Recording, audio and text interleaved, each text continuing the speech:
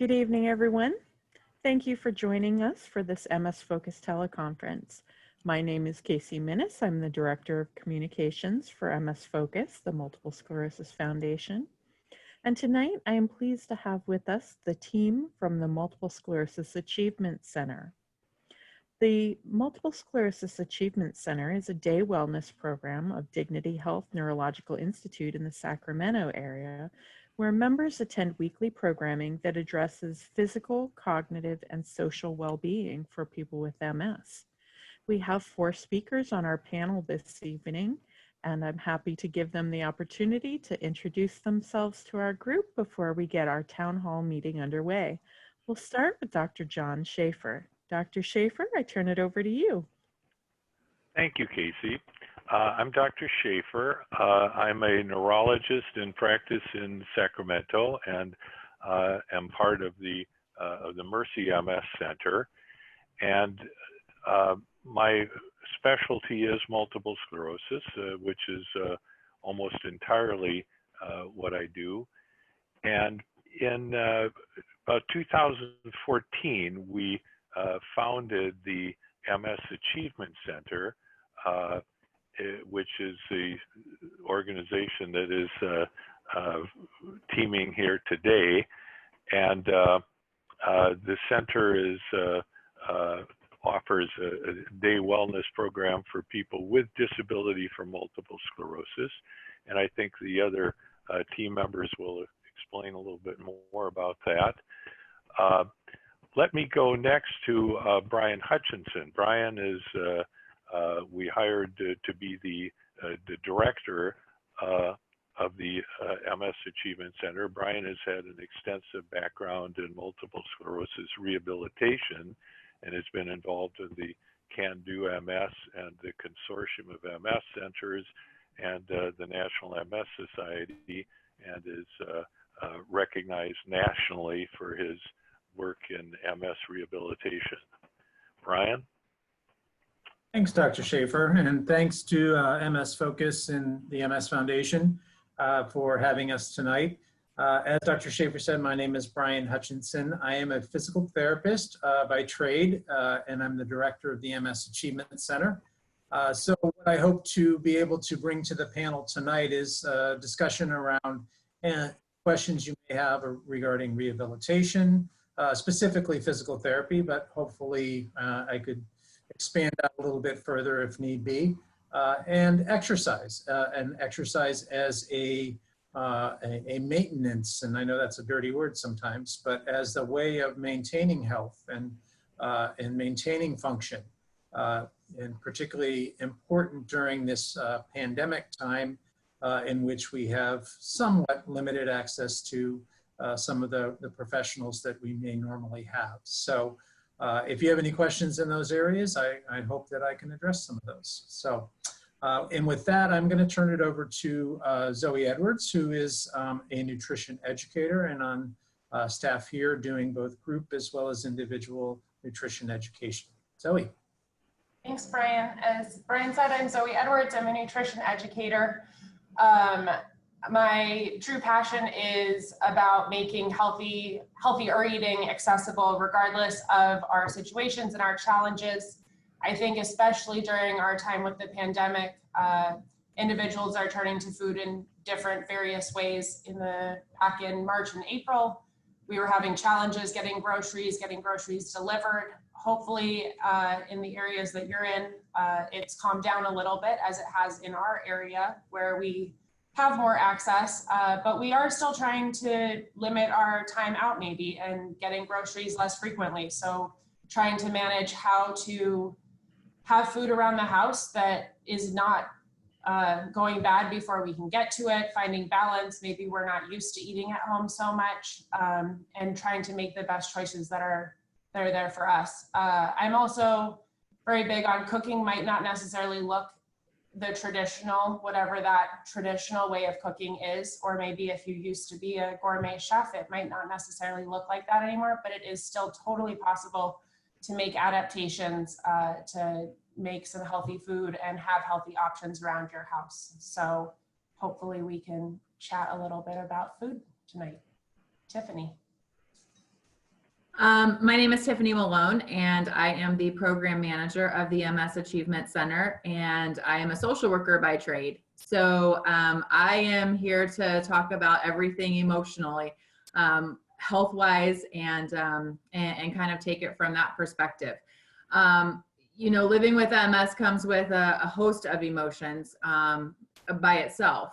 And then we pile on this pandemic on top of that, and those feelings of loss, and those feelings of grief, and those feelings of fear and anxiety, and I used to be able to, and what if I can't anymore?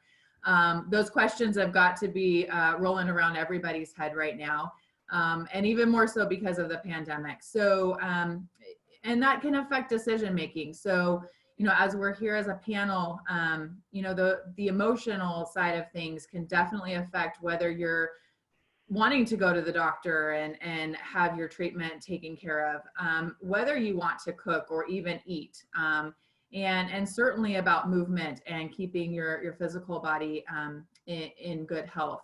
So I'm here to talk about some of that and help put it all together from an emotional perspective. And with that, we're going to turn it back over to Kasey to open it up for questions. Okay, so thank you all very much for introducing yourselves. Now we'd like to hear from our audience.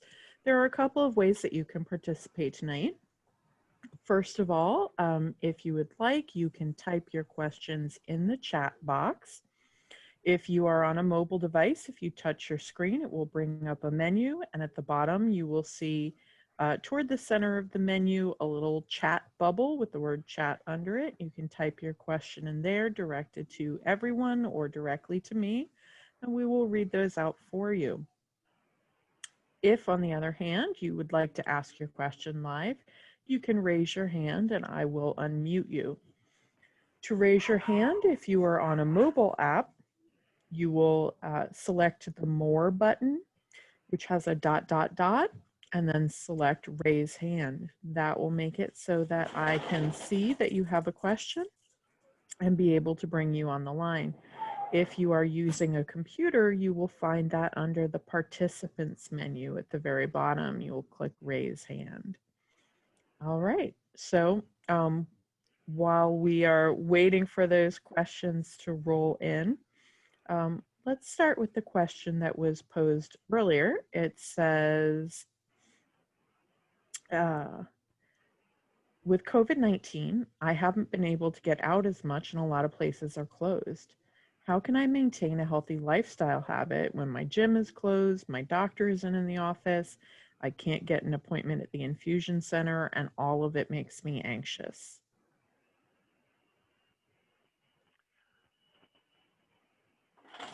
Who'd like to start us off? Let me address that initially. I think any of our team can address that question, but this is something that I hear from all of my patients. I'm doing all of my visits by Zoom, just like we are now, and so you know, I miss the being in the same room with the patient, but this actually works pretty well.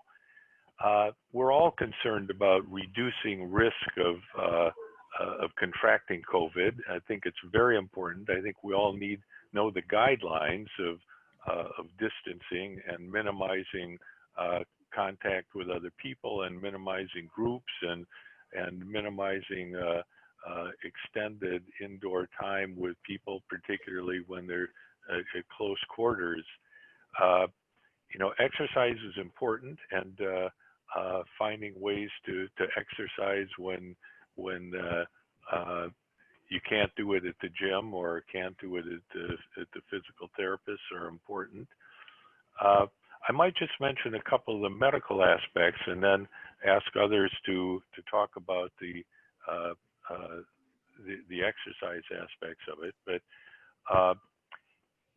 you know, a number of people with MS get medications that require going to, for example, an infusion center or to a physician's office. And in those cases, we do recommend distancing. And I think most medical facilities are very, very observant of how to reduce risk of infections. And so we think that the treatments for MS are important enough that they should not be foregone because of these concerns. And so, and seeing your doctor, it's very nice if your doctor can see you by Zoom or even by telephone. Again, minimizes the risk of being out of the home. But you know, proper care and appropriate care of MS is really the important thing. Taking medications. And let me turn it over to Brian. Do you want to talk about the question about how do you get exercise when we're at home? Sure, sure. Yeah, I mean, I think like a lot of things during this pandemic, we've seen the ability to adapt and some changes. Early on when everything shut down and we didn't know much about transmission, and we still don't know some, but we are learning much, much more. What we are learning is that physical activity is important as part of the overall health and well-being, both physically and mentally, for individuals during this time. So what we do know is that those groups, as Dr. Schafer mentioned, are higher risk. So we need to be creative and determine ways in which we can participate in physical activity. Number one, I think outdoors is ideal, but that also raises the questions as it relates to heat. So we need to figure out the best ways to manage that. So a lot of times what we need to figure out is how can we exercise at home? And I think that there's many ways that we can utilize what we have available to us to maintain our physical activity program. So there are videos that are available. If you do some searches on the internet, if you need something that will help lead you, there are different ways in which you can search that. You can look at various activities and look them up related to MS, whether it be yoga or whether it be Pilates or whether it be other kinds of activities. You want to find something that works for you. There are a number of activities that can be done in a seated position if standing is tiring and or the balance is an issue. So there's lots of different activities that you can utilize. You can use things like these resistive bands for strengthening, and those can be adapted based on your current strength level. Not only are neurologists doing telemedicine appointments, there are many rehabilitation professionals that are also doing tele-rehab types of visits. So if you aren't able to get to your physical therapist or they're not open, then there are certainly other ways in which you might be able to contact them to get a place to start in order to carry through with your exercise program. But incorporating a well-rounded program of endurance, strength, flexibility are all things that can be done at home. And if you can get out and walk or ride a bicycle or do those kinds of things, you can do that and make sure that you're maintaining proper distance. And if you aren't able to do that, you may want to look at alternative ways in doing that or an alternative route or whatever it happens to be. So there's lots of different ways. You need to maybe be creative, but there are resources out there that you can call upon, whether they be local or you can look at organizations like MS Focus, the MS Foundation, who have materials printed and otherwise that might be available for you to follow along with an exercise program. One of the things that we've heard over the years, and I think the other component as it relates to exercise is an important one, is maintaining, and particularly in this time of year, is maintaining hydration. So making sure that you are doing your best to hydrate during these summer months, and making sure that you are getting proper hydration during your exercise program. So kind of along those lines, I'm going to turn it over to Zoe, who can talk to you a little bit more about some of the adaptations that people are making around nutrition. Thanks, Brian. Yeah, so something that we have talked about at the Achievement Center and with other individuals prior to the pandemic, and it's continuing in, is what we call the power pantry. And that is the foods that you keep on hand in your kitchen that are your go-tos, that regardless of how you're feeling, what your energy levels are, those are the things that you always have to grab at. And I think that during this time, when, as I mentioned before, we're likely getting groceries less frequently, maybe we're trying to make things last a little longer, our power pantry really comes in handy. So what I recommend is making a list of your ingredients or your foods that you tend to go for, that even on your most fatigued day, you can reach for and grab to have something as a balanced meal or snack. Make that list for yourself, and everyone's is going to look differently based off of your dietary preferences, your go-tos, but making sure that you're keeping those things stocked. Taking advantage of grocery delivery services or the curbside pickup that you can go to, also getting prepared foods delivered is definitely something to take advantage of, to try to continue to keep your energy level up at home so that you can exercise, as Brian talked about, or make the best of your time during this uncertain time and this time at home. The other thing that I've heard a lot is that individuals are going two ways. There's those of us that maybe are forgetting to eat and are losing our appetite with the stress of the world around us. And for those people, I would recommend having those foods that you can grab a bite of to kind of at least somewhat force yourself to have a bite every once in a while to keep your energy levels up. Or setting an alarm that reminds you to have a bite, to have a glass of water, to have a cup of tea, something along those lines, so that you are continuing to stay in some sort of a routine.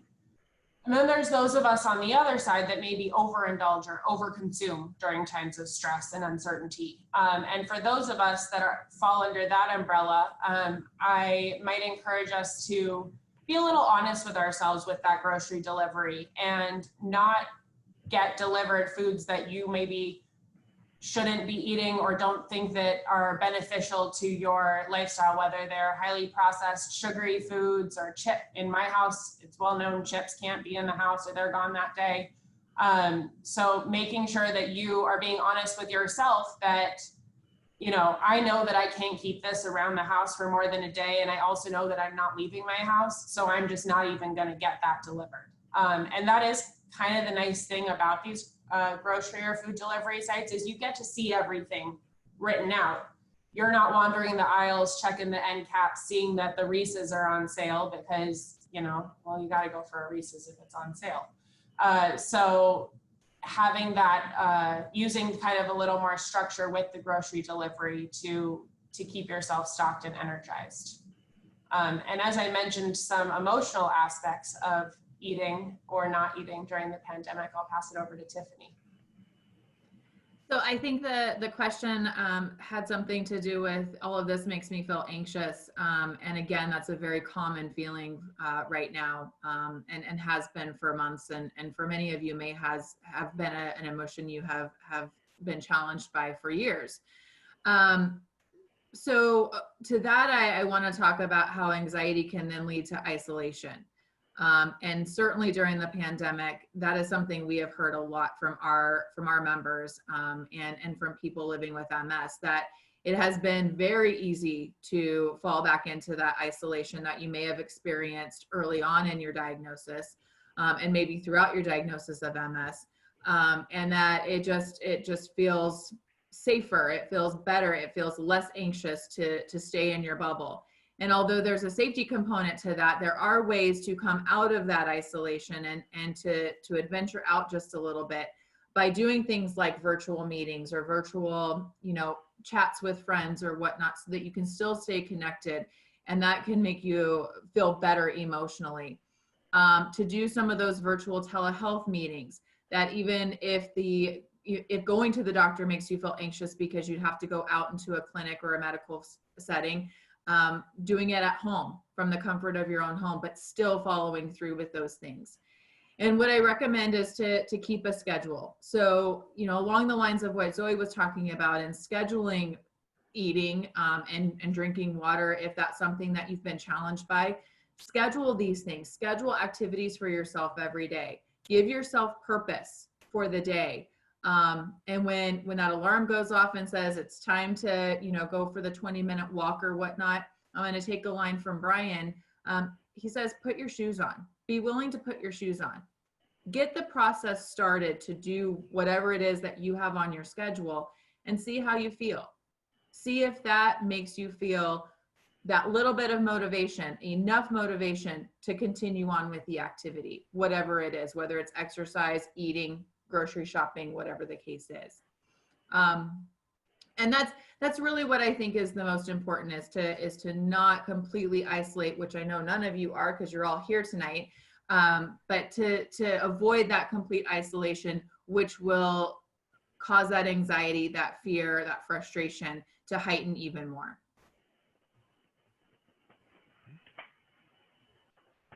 I think if our panel is done with that question, Kasey, we can move on to the next one.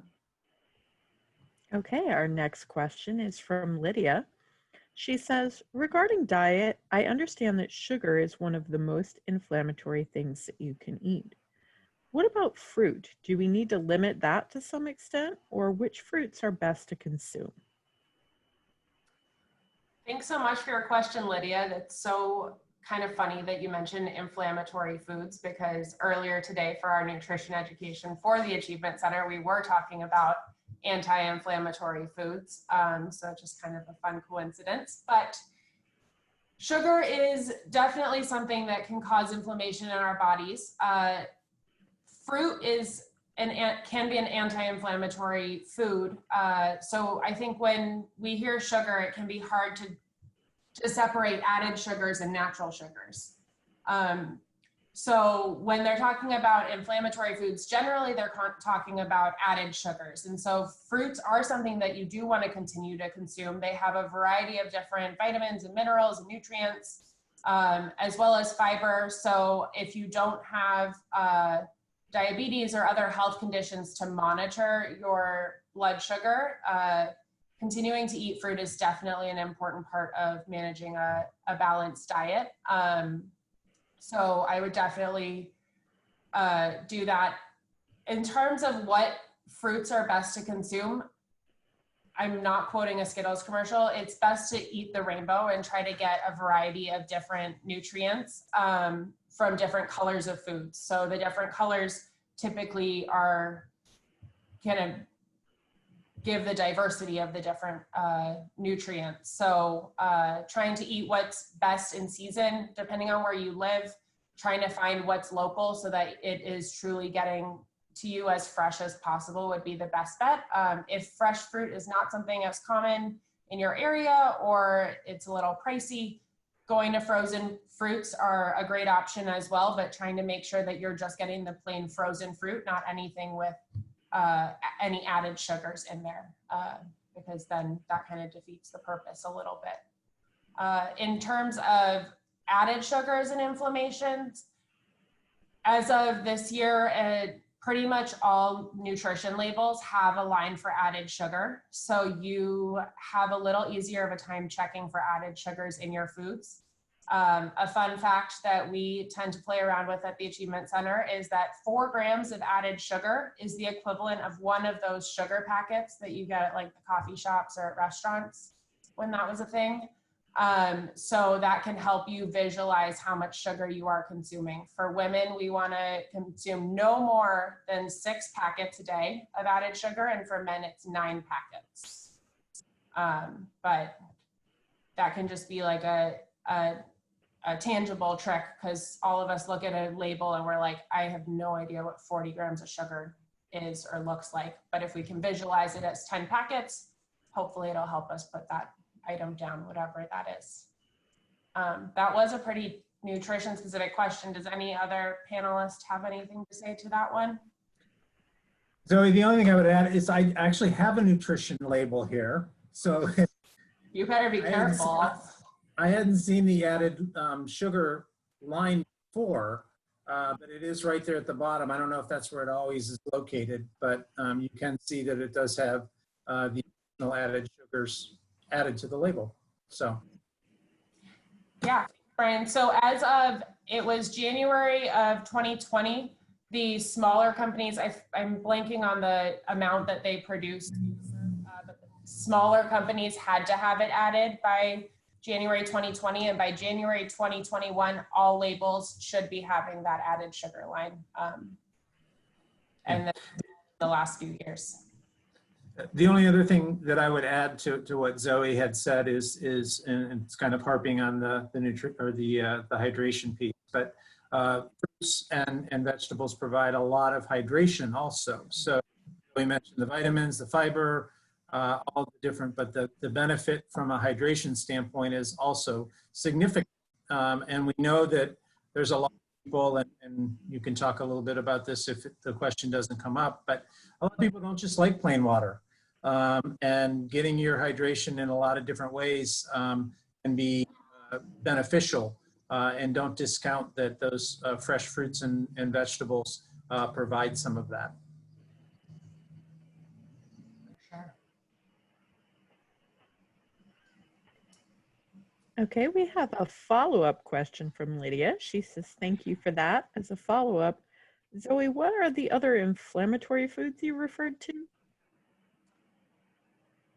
So I'm kind of going to twist that a little bit just to try to focus on the things that we want to incorporate into our diet. So the anti-inflammatory foods are ones that we're commonly hearing that we should incorporate into our diet. So that's more plant-based foods, beans, legumes, whole grains, trying to keep foods as little processing as possible and as whole as possible, trying to reduce our saturated fats, which are fats that come from animal sources. So as much as I hate to say it, trying to limit our cheese a little bit, and the marbling on the steaks, try to stick to white meats or fish, and incorporate as many whole foods, vegetables, eggs, beans, lentils, those types of things. Okay, our next question is from Norma. She says, I'm sure I know the answer, but I forget. Can exercise be spread throughout the day? I guess I'll start with that one. The answer is yes. And in fact, it's a very good strategy for many people who have problems with fatigue. It's also good, again, for those who are heat sensitive. In reality, the amount of activity is very additive. So if one gets very tired doing, say, 30 minutes of exercise, breaking that up into 3 different sessions of 10 minutes throughout the day essentially is the same in terms of physical activity. So we can get in the weeds with it, but the reality is that's a great way of managing your fatigue. It's a great way of spreading out your activity throughout the day, and not doing something in a one big chunk and then having to take a nap or getting wiped out for a long period of time. So definitely spreading it out over the day and spreading out the intensity in some cases is a really a good way of managing fatigue and in some cases managing heat sensitivity. So doing some in the morning and then doing some in the evening when it's a little bit cooler during the summer months can be a very good way of helping to manage that fatigue. So definitely consider that a way in which you can manage your physical activity by breaking it up throughout the day.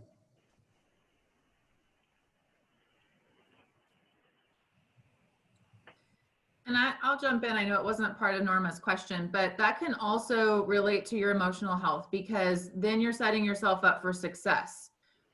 Whereas if you're trying to do something physically all at one time and it drains your energy, it's also going to drain you emotionally, because at the end of it, it's going to feel like it wasn't successful.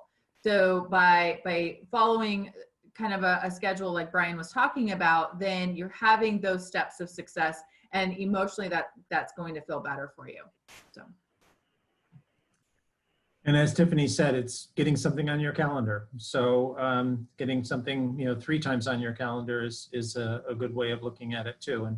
And spreading out the different types of activities throughout the day is another way in which you can approach it. Doing some stretching at one, doing more endurance-based activities and maybe strengthening. And that way you're not overdoing it all at once, and you're not overdoing the muscles specifically at once. So there's lots of different ways to break it up, and definitely, and that also speaks to the fact that physical activity counts. So if you're doing gardening or you're doing other kinds of physical activity during the day, that also counts. So make sure that you give yourself credit and understand that that's a key component of an overall physical activity program.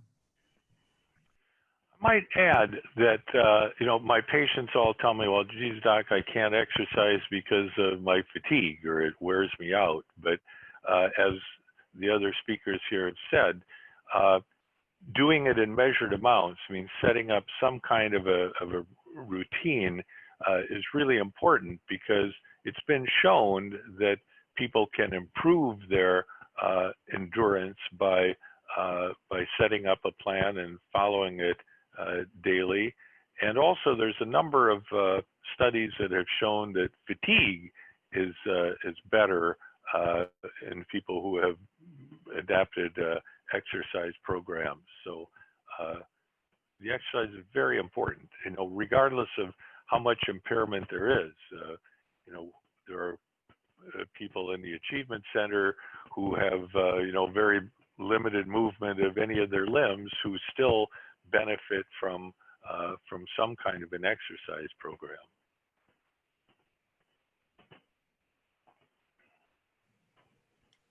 Okay, any other thoughts, or are we ready for the next question? Let's go on to the next question. Okay, so during this pandemic, many people with MS are concerned about their medications and about their risk for catching COVID as individuals with MS. Should people be concerned?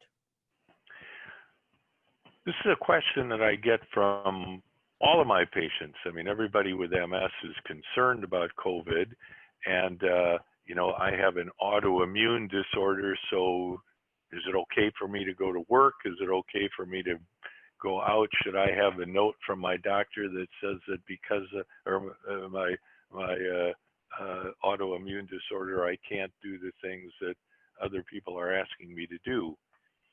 This has been looked at very carefully internationally, and there are several recurring webinars for health providers in the MS field, and in reviewing what registries have shown throughout the world, and in Sweden and in Italy and Spain and the United Kingdom and New Zealand, and we meet regularly to look at these numbers. And what it tells us is that pretty clearly, having multiple sclerosis does not make a person more at risk for developing COVID, for catching it in the first place. And then for those people with MS who have gotten COVID, and there are a lot, there's quite a data on people with MS who have contracted COVID. And interestingly, the outcome is pretty much the same as for the general population. Younger people who are in good health and have low health risk are most likely to recover from it without any permanent impairment. Not all outcomes from COVID are good. There are deaths, and just as in the general population, those deaths tend to occur in older people and in people with higher levels of disability. So people who are bedbound or in nursing homes are more likely to have bad outcomes. One of the main ways that COVID affects a person is by attacking the lungs. And so if you have any problem that reduces your lung reserve, there's a greater chance that it may reach critical proportions if it attacks your lungs. And so smoking, for example, is one thing that can do that, and age and weakness of the thoracic muscles and things may all be risk factors for a different outcome. As far as what medications, it's not entirely clear. It doesn't seem from these registries like there's any clear-cut, agreed upon effect of medications. Do they make it better? Do they make it worse? There are a couple of places, including Sweden and in Italy, where when they've looked at people in the ICU, that there seems to be a higher proportion than you would expect of people who are taking rituximab, which is one of the medications that works in a similar mechanism to ocrelizumab. We have not recommended that people not take those medications because the benefits of those medications far outweigh those risks. But I think the bottom line is that, for somebody with MS, although you're not more likely to get it, I think for everybody, with or without MS, it's very important to avoid getting it, using, following the guidelines to reduce risk of contracting COVID in the first place. Anyone have anything to add to that? Brian, Tiffany, Zoe? I don't have anything really to add to I think, specific to the question, but I think it is important to reiterate or bring forth the point, as Dr. Schafer said, there are certain, comorbidities and coexisting conditions that can put people at greater risk for worse outcomes as it relates to COVID. And physical activity and exercise can be very helpful in some of those areas. So we know that physical activity can help improve overall lung function. We know that it can improve or decrease the risk for diabetes and cardiovascular conditions. This is more long-term type of benefit. So looking at how you maintain your physical activity to decrease some of those coexisting conditions can be very important. I think that holds true for nutrition too, so I'll turn it over to Zoe. But I think it's really important to incorporate your healthy lifestyles into decreasing your risk for some of those comorbidities that have been shown to be worse outcomes as it relates to COVID. So Zoe? Thanks. Yeah, along the same lines as what Brian was saying, just because our box is checked with MS, it doesn't mean that we're not going to get any of these other conditions or comorbidities. And so continuing to find healthy, balanced ways to eat, even through these uncertain times, is extremely important. It can help with our overall health. And I hope I'm not stepping on Tiffany's realm a little, but we have so much that we can't control, and our food and our exercise are two of those things that we can control, generally speaking. And so trying to take advantage of that, to eat healthier foods and avoid the processed foods and high sugar foods that we know can lead to diabetes, or high salt foods that can lead to high blood pressure, would be extremely important during this time as well. Tiffany, did you want to add anything? I think the only thing that I'll add here is that, from an emotional perspective, that definitely can affect our decision making. So in listening to my team members talk about, their roles and kind of their, nutrition and physical wellness and the overall health, I'm a real proponent for making educated decisions, especially when there's emotions involved. And when we are living in a time where there's so much we can't control, as Zoe was saying, finding things that we can, and we can control our decisions. But rather than making emotional decisions, and, having that frustration really high, having that fear really high, having that anxiety really high, and making that emotional decision that may not be the best for our overall health, gathering the information, becoming educated, talking to medical providers, talking to family and friends to get some guidance, to get some information, and then make educated decisions based on that information about what I feel is best for me. That part I can control. And hopefully that's something that you feel like you can too. All right, thank you all. A follow-up from Desiree. She says, just to clarify what Dr. Schafer said, if I'm currently getting a Rituxan infusion, should I continue getting it at this time? Yes, Desiree, definitely continue. We have not made recommendations that people should change their medication or stop their medications because of this.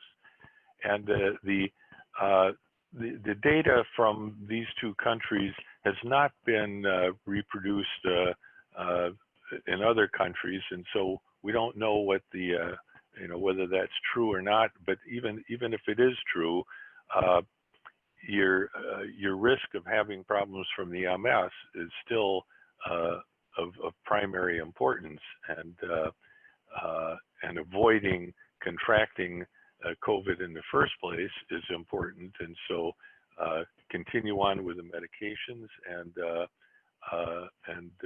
don't get COVID. So definitely don't stop medications because of this. I might add one other thing, and that is that on a different point altogether, that there are some medications with MS, including the medicines in the rituximab and ocrelizumab arena that may affect the effectiveness of a vaccine. So we have been advising our patients that, with Ocrevus, for example, that we've always recommended to people when they get their flu shots or their shingles shots or their pneumonia shots, that they do it at the end of a cycle, a couple of weeks before getting the next infusion, when there's the least amount of the medication in your system.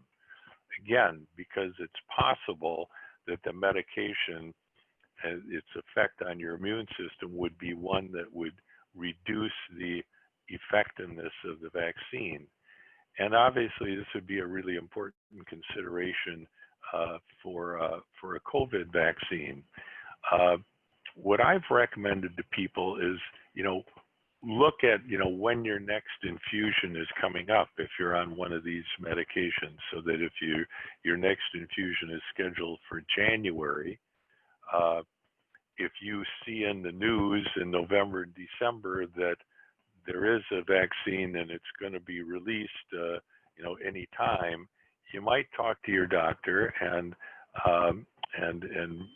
what I'm telling my patients is that we might even put off the infusion for a month or two to allow you the opportunity to get the vaccination before the infusion. There's probably not a lot of harm in delaying it a month or even 2 months.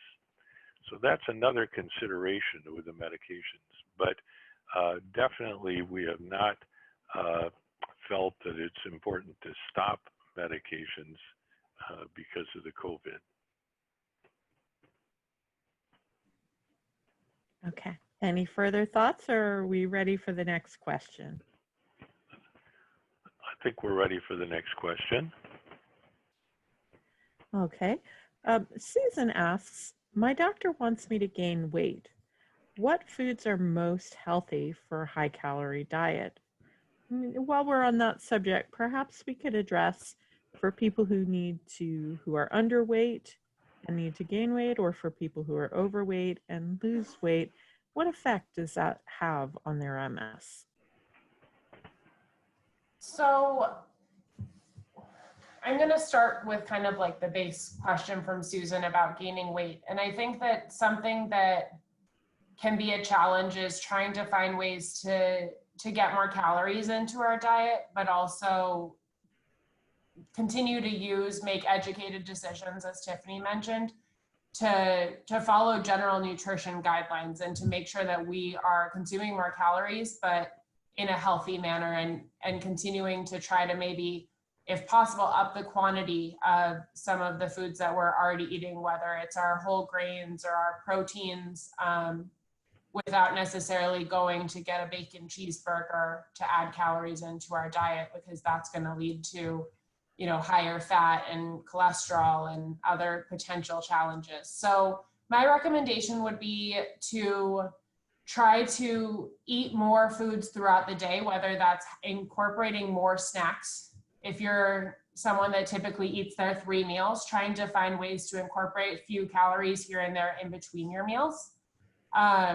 A lot of our members tend to find protein shakes to be very helpful in ways to add calories and protein to their day-to-day diet. Maybe you're supposed to be having more calories, but you don't necessarily feel like you have the appetite for it. Protein shakes can be a great addition. Make sure to watch the sugar content on them, but those can be a great addition as well. And just trying to increase the quantity. If you are, if you're eating, let's say, chicken and rice and vegetables, to keep it simple, looking at your portion sizes, and maybe it's going to be helpful to use a tracker, a nutrition tracker. Like MyFitnessPal is one that a lot of our members find to be easy to use. And this can tie into Kasey's follow-up about losing weight. Being mindful of what we are eating, regardless of if we're trying to gain weight, lose weight, or maintain, is extremely important. We think, a lot of us think we have a pretty good grasp on what a portion size is, but when we actually go to measure it, it might not actually be in line with what we think, a cup is not actually what a cup is when we measure it out. So looking at some sort of tracker, whether it's an app-based tracker or a website like MyFitnessPal, or even using like Fitbit has an app, I believe, that tracks food. Other ones are great Weight Watchers out there, and that can help you see kind of the breakdown of what you are eating.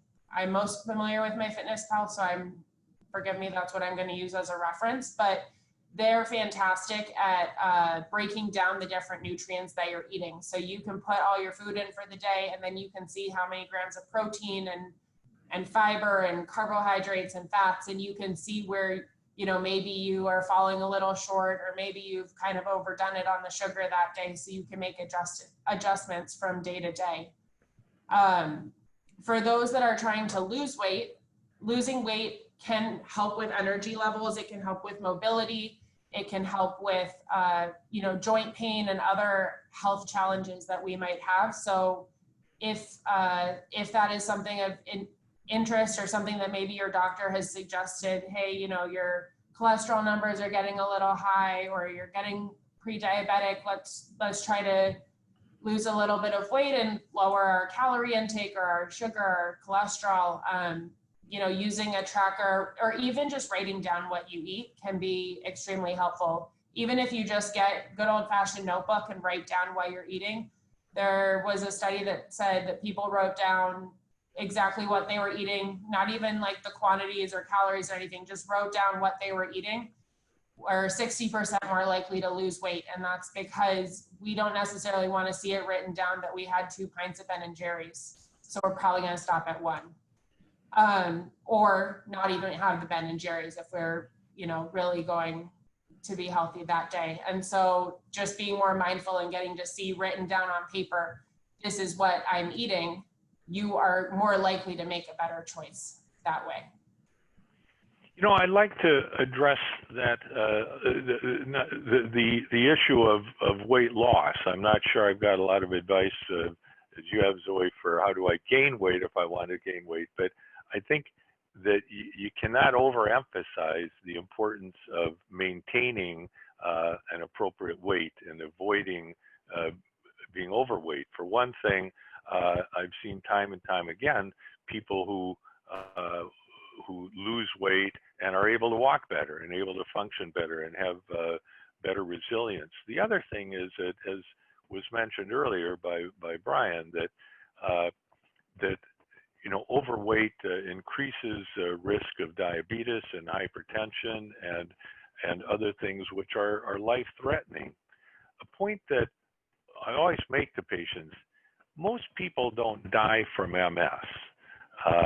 MS is a lifelong disorder, and it may impair abilities, but people who with MS who die from the same thing as everybody else does, heart attacks and strokes and cancers, and so attention to all of those risk factors, the high blood pressure, the diabetes, the cancer risk, is really crucial, and weight control and blood pressure control are and cholesterol control are all very important.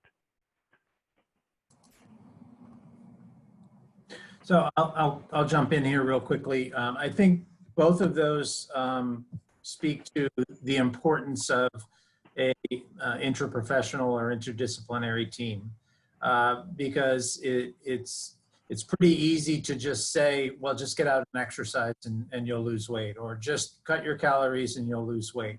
But it really needs to be something that is a coordinated effort in order for it to be successful. It needs to be a combination of both of those things, along with a good conversation with your doctor, because there may be other things that are bringing that on, whether it be medications or other types of things that or other coexisting conditions that may enhance weight gain or weight loss. So I think it's really important that this is something that is approached from an interdisciplinary standpoint. So looking at ways in which we might modify an exercise program, in the example that was given, I think it was Susan who asked the question about gaining weight. We may adjust that to decrease some of the endurance-based activities and spend a little bit more time on the strengthening types of activities to better support that weight gain, along with the dietary components. I think with weight loss, we need to look at how we can slowly incorporate some of the different activities that will help with calorie expenditure. And that includes a well-rounded program, which includes strength training, as well as not just endurance training, because it's important to look at how you get the resistance training in for weight loss perspectives too. That's become much more clear over the years, that it's not just about finding that zone on the elliptical or the treadmill or whatever it happens to be. There's lots of there's lots of evidence that shows us we need to have a well-rounded program. So I think that it really speaks to getting input from all of those different professionals in order to have the greatest amount of success. And that also includes mental health in terms of making some of those adjustments. Goal setting, I think, is a really important component in order to be able to put yourself in a position to be successful, as well as monitor that success. So I'll let Tiffany comment on that. Yeah, thanks, Brian. So I wanted to throw out the question about, ask yourself, what is your emotional attachment to food? Zoe and I have been working together for the past 5 years on this nutrition program, and a lot of it is connected to our emotional wellness. Am I going to food as a comfort? And right now we're all looking for any kind of comfort we can find. And so it may be a situation that through these last several months, you have found yourself going to food much more than you had in the past. Or again, when we talk about control and what we can and can't control, I can control my food intake. And so perhaps I'm not getting enough in because that's not something that I'm interested in. I don't have a good relationship with food, so I avoid it. And so being mindful about those things, and I agree with Brian, this looked like a pretty straightforward food question, but as you can see, all of us have contributed because it can come from a variety of different places. And again, my encouragement is to go to professionals and individuals and trusted sources to get some education on what your question is, so that you can make an educated decision about how to proceed, because there could be a lot of factors. Thank you all very much. As we're coming close to our time, I'd like to ask you one more question to each of you. What is the one thing from the point of view of your specialty that you wish every person with MS knew and remembered?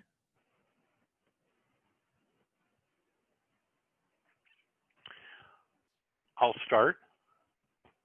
I think the important thing about MS is that multiple sclerosis is a lifelong disorder and needs to be attended to throughout life.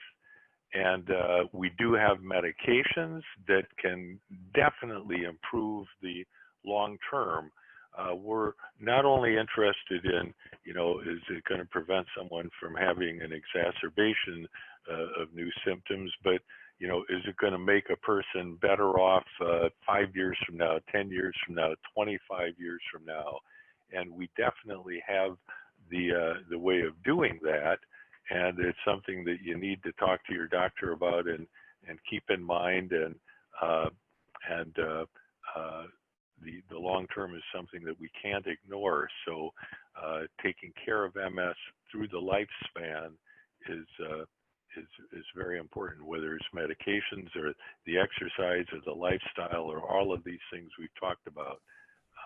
That's the most important thing that I would tell somebody.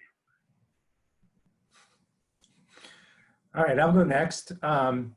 It's funny because we do this as part of our staff and we're only allowed to do one, but I'm going to take the liberty of doing two. One is because I think in this time of COVID, it's important to know it's a little bit different. I think it's important for people to know that their healthcare team is available. We've seen people who have developed some conditions, whether it be urinary tract infections or other things like that, that are completely treatable, but they're very nervous or anxious about accessing care. Call your doctor. They're available. If they can do it if they can do it in person, they'll do it. If they need to do it over telemedicine, then they'll do it. But don't neglect your health care in this time because of COVID. Or don't neglect your MS, I should say. As far as physical activity goes, I think the most important thing regarding physical activity is that people with MS can be physically active. There's lots of reasons that people stop physical activity. There's lots of reasons that people don't start around MS symptoms like fatigue, pain, all of those kinds of things. But to quote one of my mentors, Dr. Randy Shapiro, people with MS aren't fragile. And there is a bit of art that goes along with the science in that we need to figure out, and it takes some time to determine what works for you. But we can do that. And as Dr. Schafer said earlier, it's really important to find a physical activity program that works for you, and that it's important that you participate because everyone can without increasing your overall symptoms. Zoe. I'm going to stick to one because I'm normally the one enforcing the one. But I do truly believe that having a healthier and more balanced dietary consumption is possible regardless of our situations. So it just might take a little bit of creativity, maybe more creativity for some of us than others, but no pun intended, stick to your gut. if you follow the same, healthy balance guidelines that you've heard pre-pandemic, you're going to do great. And Tiffany. Mine is to identify and use your circle of support. And your circle of support doesn't always have to be the same. And you don't have to use everybody that's in your circle all the time. But your circle of support is there for you. So it might be friends, family, it might be your medical professionals.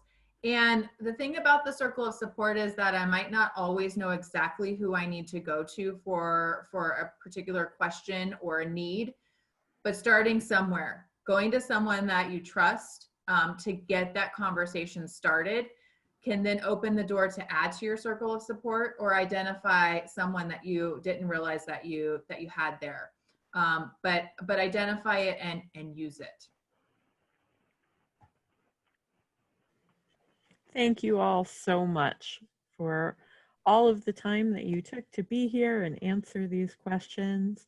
I'd like to thank our audience for being with us and remind everyone that if you missed any part of this great presentation, that you will have the opportunity to see it again. The presentation was recorded and it will be available on the Multiple Sclerosis Foundation's YouTube channel. You can follow us on Instagram, Twitter, or Facebook for times and access information. And again, I'd like to say our sincere thanks to John Schafer, Brian Hutchinson, Zoe Edwards, and Tiffany Malone for taking the time to be here and answer so many questions for us today. Thank you all so much. Thank you. Thank you for having us. Thanks, everyone. We hope all of our listeners will join us tomorrow at 4 p.m. Eastern Time for our next teleconference, which is The New World of Telehealth, presented by Dr. Ben Thrower. If anyone needs information about that program or information about how to find the recording of this program when it's available, you can simply reply to the email that you received with information about tonight's teleconference, and we'll get that information out to you. So again, our thanks to the team from the MS Achievement Center, and for MS Focus, I've been your host, Kasey Minnis, signing off. Good night, everyone, and stay safe.